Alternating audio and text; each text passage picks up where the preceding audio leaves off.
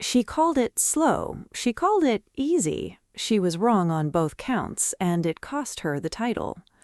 Iga Swiatek, six-time Grand Slam champion, walked onto center court as the defending Wimbledon champion. She walked off it in straight sets, beaten by a serve she said she could read from a mile away, except she couldn't read it at all. This is the story of how a so-called weakness became the weapon that ended a champion's reign, and the words that came after, which nobody saw coming. Stay with us till the end, because what Alex Eala says about it might surprise you even more than what Swiatek admitted. I think it was tougher mentally for me to, accept these missed returns from the slow serves. I gotta say, it was, it's much tougher to return a serve like that than a normal serve. I know it was slow. I know exactly how it's gonna come to me, but it's such a different rhythm than what I usually have a chance to return. That the first serve was not that.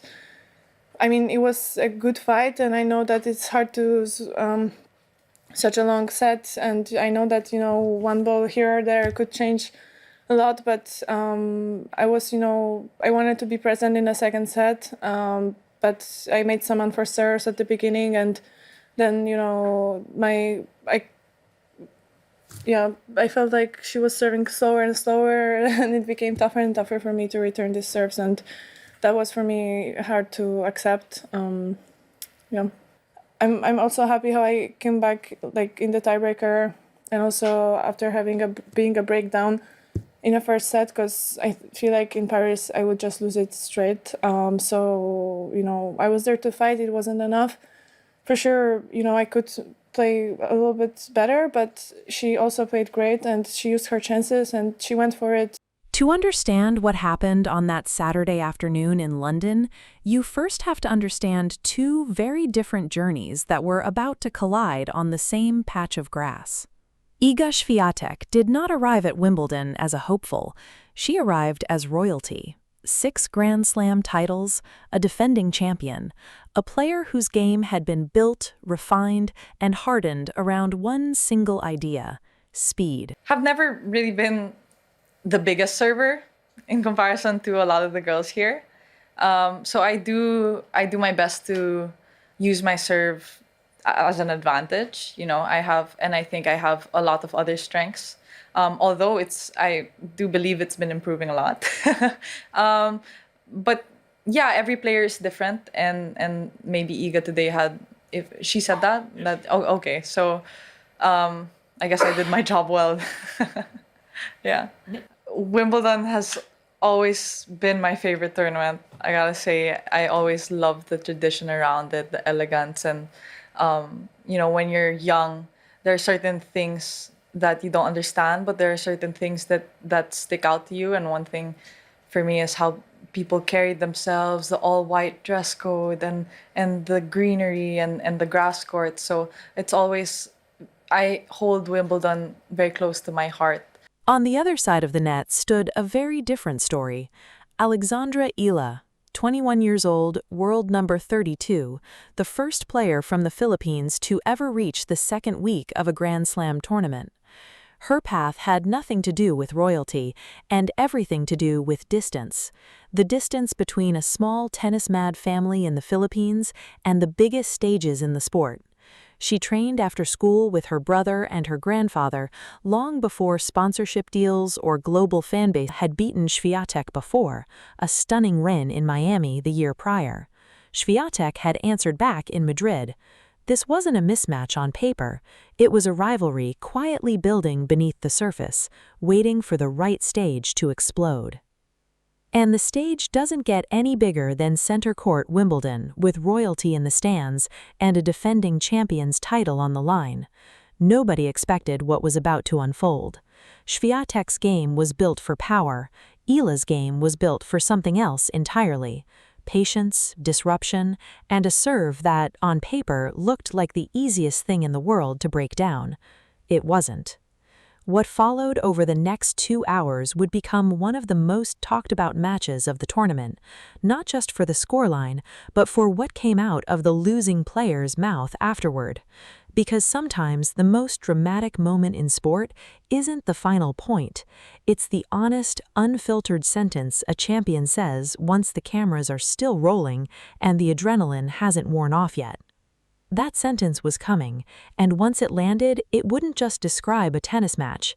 It would spark a conversation about power, weakness, and what it actually takes to beat the best player in the world.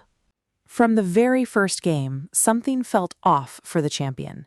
Iga Swiatek's entire career had been built on rhythm.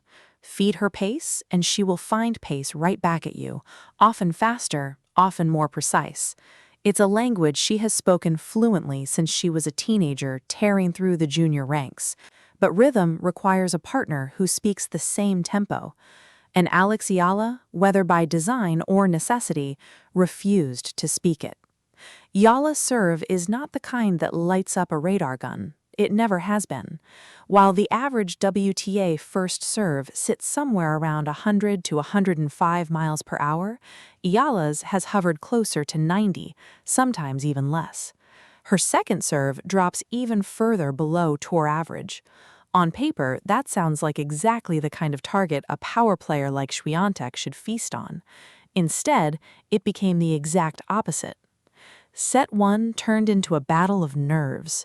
Swiatek broke Eala's serve, but so did Eala find ways to fight back, and the set spiraled into a tiebreak that felt less like tennis and more like a psychological standoff.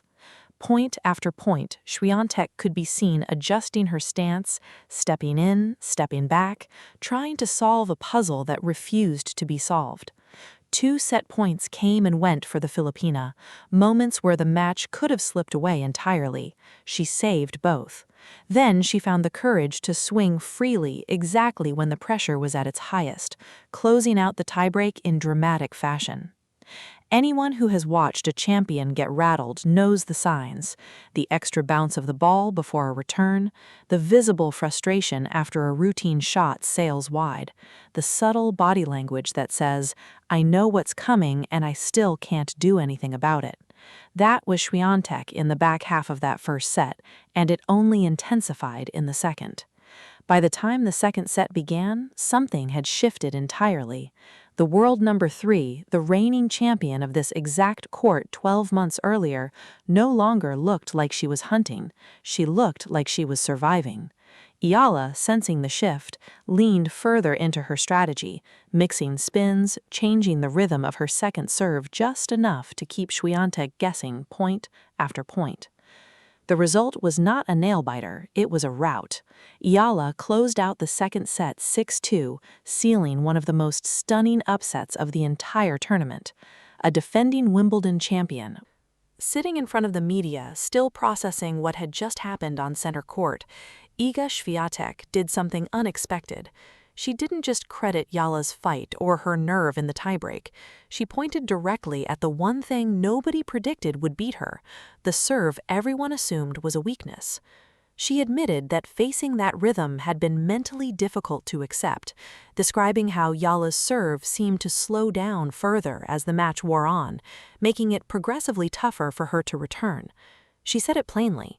That experience was hard for her to accept.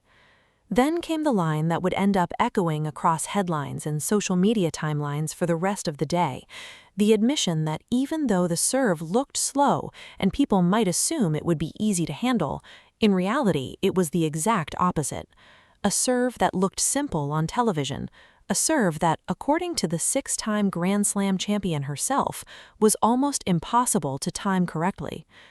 Think about how remarkable that admission actually is. This isn't a lower-ranked player making excuses. This is one of the most decorated athletes in modern tennis, a player who has beaten legends on every surface, openly admitting that an unconventional, softer serve did something her own blistering power couldn't do to her opponents.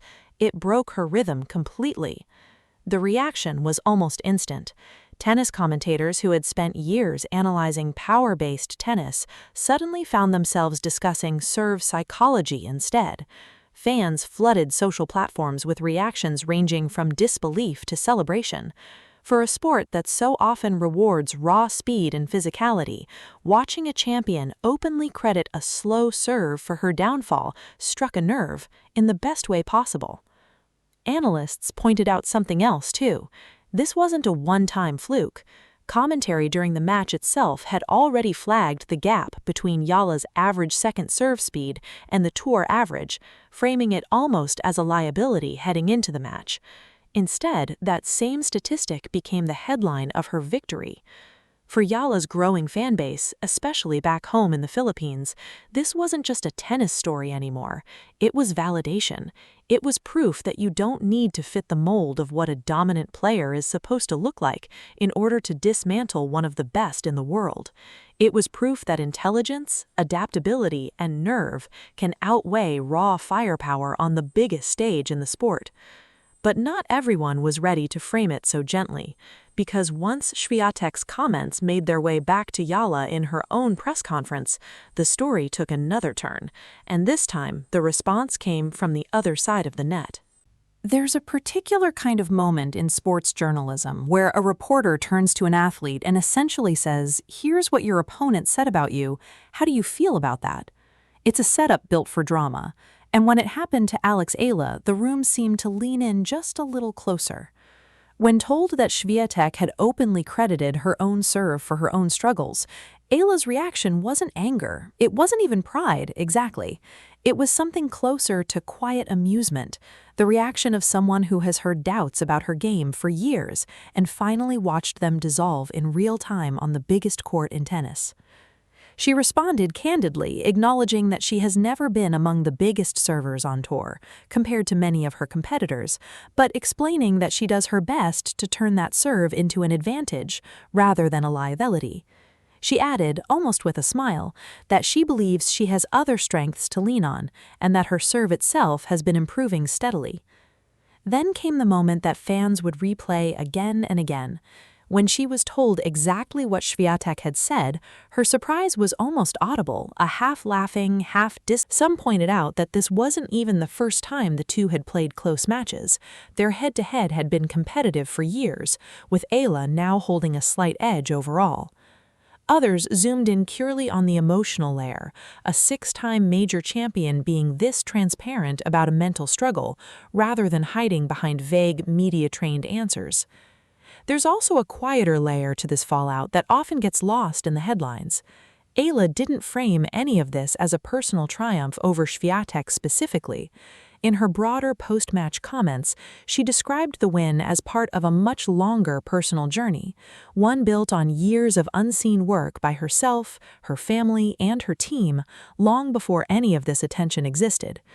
That perspective mattered because it reminded everyone watching that this wasn't a manufactured rivalry. It was simply two competitors with real shared history colliding at the exact moment one of their games finally clicked into place against the other. But if you think the story ends with press conference soundbites, it doesn't, because underneath the headlines and the viral reactions, there's a deeper, more human explanation for exactly how this upset became possible, and it has almost nothing to do with luck. Strip away the drama for a second and look purely at the numbers, because they tell a story just as compelling as the quotes. During that center court match, Eala's first serve averaged around 86 miles per hour, with her second serve dropping to roughly 76. Swiatek, by contrast, was serving at over 100 miles per hour on her first serve and close to 90 on her second. On paper, that gap should have overwhelmingly favored the champion.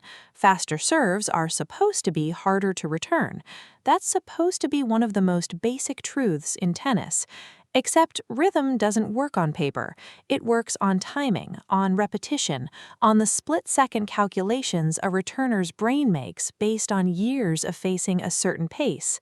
Swiatek herself all but confirmed this in her own words, explaining that even though a slower serve should theoretically be simpler to read, in practice it disrupts a returner's internal clock in ways that a fast, predictable serve never does. When you're used to reacting to bullets, a changeup can be more dangerous than another bullet. This is where Eala's story becomes less about a single controversial quote and more about a legitimate tactical evolution. Far from being purely a limitation, her serve has become something she has actively leaned into, a deliberate point of contrast in an era where most rising players are coached to hit harder, faster, and flatter than ever before. In a sport increasingly obsessed with raw power, Eala represents a counterargument that variety, disguise, and unpredictability can be just as lethal as velocity. It's also worth remembering the deeper context of who Eala is outside of this single result. This is a player who has now beaten Swiatek in 2 of their last meetings, a player who has taken down Coco Gauff in previous tournaments, a player who has become the face of Philippine tennis almost overnight, carrying the hopes of an entire nation that had never before seen one of its own reach this stage of a Grand Slam. Her post-match, on-court interview, where her voice audibly broke recalling training after school with her brother and grandfather, wasn't manufactured emotion for the cameras. It was the release of years of quiet, largely unseen effort finally meeting its moment. And there's a certain poetry in the fact that her toughest opponent that day was also, in a strange way, once a mentor figure. Standing across the net from the very champion who once handed her a diploma at the Rafa Nadal Academy, Eala didn't no longer discussed as a limitation to be exploited. It's discussed as a weapon that just ended the title defense of one of the greatest players of her generation, in her own words, nonetheless. So here's the question worth sitting with as this story continues to unfold. Was this simply one bad day for a champion who has had many great ones? Or did we just witness the moment where power tennis met its most unexpected counter, live on the biggest stage the sport has to offer?